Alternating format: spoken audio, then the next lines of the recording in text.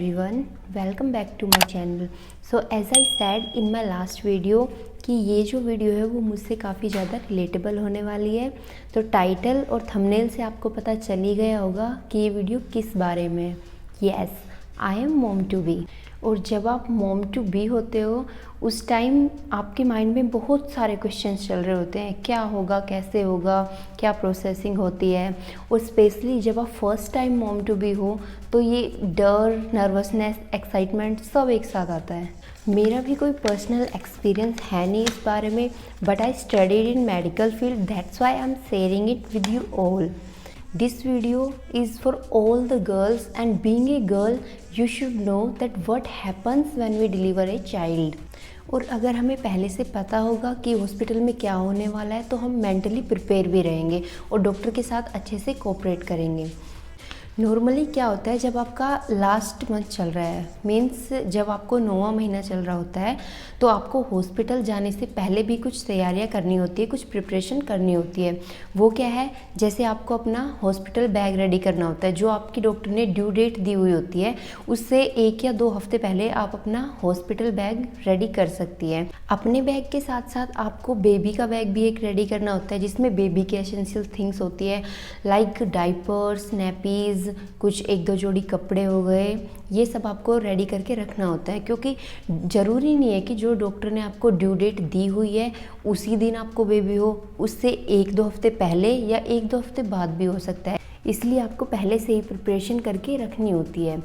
अब जब आपको लेबर पेन स्टार्ट होता है, लेबर पेन फॉल्स भी हो सकता है और रियल भी हो सकता है।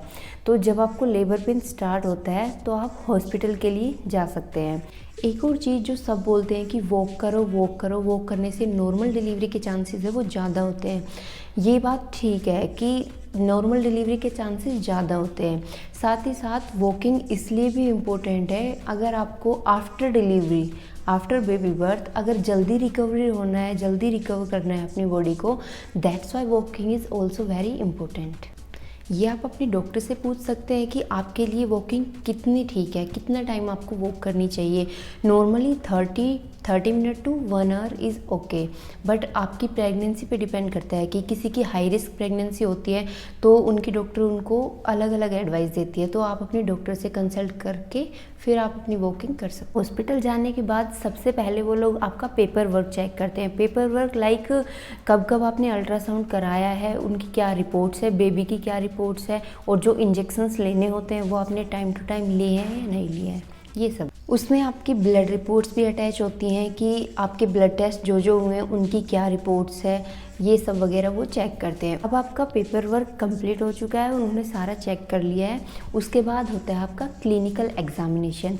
क्लिनिकल एग्जामिनेशन भी 2 तरह से करते हैं। वो पहले एक्सटर्नल एग्जामिनेशन करते हैं आपका, लाइक बीपी हो गया, पल्स हो गया, एब्डोमिनल यानी आपके पेट का चेकअप करते हैं। उसके बाद वो लोग करते हैं इंटरनल एग्जामिनेशन। इंटरनल एग्जामिनेशन में क्या होता है, वो वेजाइना के थ्रू चेक करते हैं कि जो लेबर पेन है वो रियल वाला है, फॉल्स लेबर पेन नहीं है, आपका वाटर ब्रेकेज हुआ है या नहीं हुआ है, ये सब वो इंटरनल एग्जामिनेशन में चेक करते हैं। और अभी तक वो लोग आपको नॉर्मल जो वार्ड होता है उसमें ही रखते हैं। आपका चेकअप कंप्लीट होने के बाद वो फीटल हार्ट रेट चेक करते हैं, यानी कि बच्चे की धड़कन भी चेक करते हैं। जो मॉनिटर लगा होता है उससे बेबी के हार्ट रेट वो चेक करते रहते हैं कि बेबी के मोशंस ठीक है, उसके हार्ट रेट ठीक चल रही है। सारे चेकअप कंप्लीट होने के बाद डॉक्टर नर्स को बोलती है आपके प्यूबिक हेयर को रिमूव कर दें। ये कोई शर्माने वाली बात नहीं है, it's very normal and natural. और डिलीवरी के टाइम प्यूबिक हेयर ना हो तो ही ज़्यादा बेटर होता है, इसलिए डॉक्टर नर्स को आपको प्यूबिक हेयर रिमूव करने के लिए बोल देती है। कभी कभी क्या होता है कि बेबी के मोशंस ठीक नहीं होते हैं, इसलिए डॉक्टर एनीमा देना प्रेफर करती है। Now what is enema? Enema क्या होता है कि जो हमारी बच्चेदानी होती है उसके आगे तो यूरिन बैग होता है और उसके पीछे की साइड में मल की थैली होती है। जब नॉर्मल डिलीवरी के टाइम जब आप बेबी को पुश कर रहे होते हैं तो कभी कभी क्या होता है कि आपका सुसु पोटी बाहर आ सकता है, ये कोई बड़ी बात नहीं है, it's very normal, don't feel awkward, okay. उसके बाद क्या होता है, जब एनीमा दिया जाता है ये कंडीशन ना आए, जो अभी मैंने बोला वो कंडीशन ना आए, इसलिए डॉक्टर प्रेफर करती है एनीमा देने को।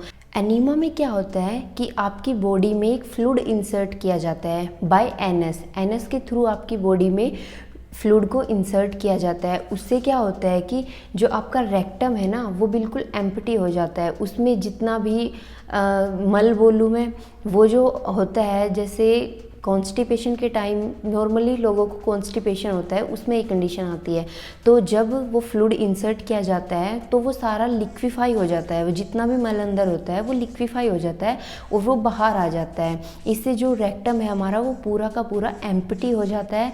तो जब आप बेबी को पुश करते हो तो आपको कोई भी फील करने की ज़रूरत नहीं है कि सुसु पोटी बाहर आ सकता है, क्योंकि एनीमा में यही होता है कि वो पहले ही ये चीज़ कर देते हैं, आपका रेक्टम है वो बिल्कुल एम्प्टी कर दिया जाता है। इसलिए जब आप बेबी को पुश करते हो तो आसानी से कर सकते हो।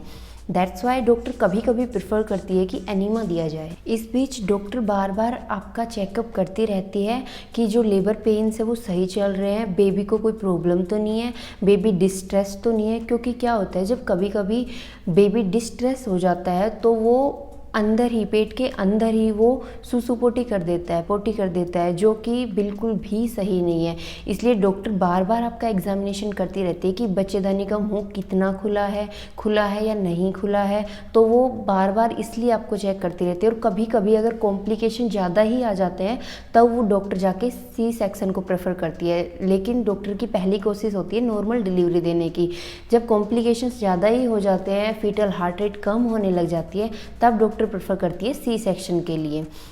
जब बच्चेदानी का मुंह अच्छी तरह खुल जाता है, यानी कि नॉर्मल वो 10 सेंटीमीटर तक ओपन हो जाता है, तब आपको नॉर्मल वार्ड से डिलीवरी रूम में शिफ्ट कर दिया जाता है।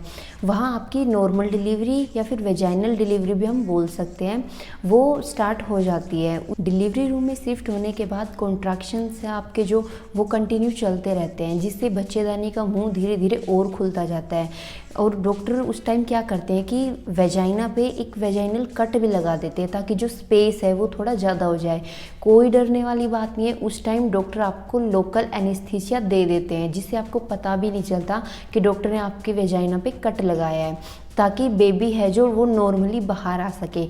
उसके बाद बेबी पहले अपना सर बाहर निकालता है, उसके बाद एक शोल्डर, उसके बाद दूसरा शोल्डर, देन बेबी पूरा का पूरा बाहर आ जाता है। जैसे ही बेबी कम्प्लीटली बाहर आ जाता है उसके बाद नर्स आपके बेबी को क्लीन कर देती है अच्छे से। डॉक्टर्स हैं जो उनका बच्चे का एग्जामिनेशन कर लेती हैं। और सबसे ज़रूरी बात बोलते हैं कि जैसे ही बेबी बाहर आता है, बच्चा बाहर आता है, सबसे पहले उसका रोना ज़रूरी होता है। और जब भी कभी कभी जब बच्चा नहीं रोता है तो डॉक्टर उसको थपथपाते हैं पीछे से ताकि वो रोए। ऐसा क्यों बोलते हैं? क्योंकि ऐसा बोला जाता है जब बच्चा पहली बार रोता है ना बाहर आके, तो वो पहली बार सांस ले पाता है, इसलिए बच्चे का रोना ज़रूरी होता है। उसके बाद नर्स आपके बेबी को क्लीन कर देती है और जो आपका वेजाइनल कट डॉक्टर ने लगाया था ना, उस पर डॉक्टर स्टिचेस लगा देते हैं। आपको लोकल एनेस्थीसिया होता है, पता नहीं चलता है, कोई डरने वाली बात नहीं है। उसके बाद नॉर्मल हो जाता है वो। एक और चीज़, जब डॉक्टर स्टिचेस लगा देती है उससे पहले प्लेसेंटा है वो भी रिमूव कर दिया जाता है, क्योंकि अब उसकी कोई ज़रूरत तो है नहीं, इसलिए उसको भी रिमूव कर दिया जाता है। और वेजाइना पे वो स्टिचेस लगा दिए जाते हैं जहाँ डॉक्टर ने कट लगाया था छोटा सा। नर्स जब आपके बेबी को क्लीन कर देती है, एग्जामिनेशन हो जाता है बेबी का, तो वो पेरेंट्स को हैंड ओवर कर देती है। वो जो फीलिंग होती है बड़ी ही मिक्स फीलिंग होती है, इमोशनल होती है, आपको रोना आ रहा होता है, आपको खुशी हो रही होती है। That cannot be described, not by me, not by anyone.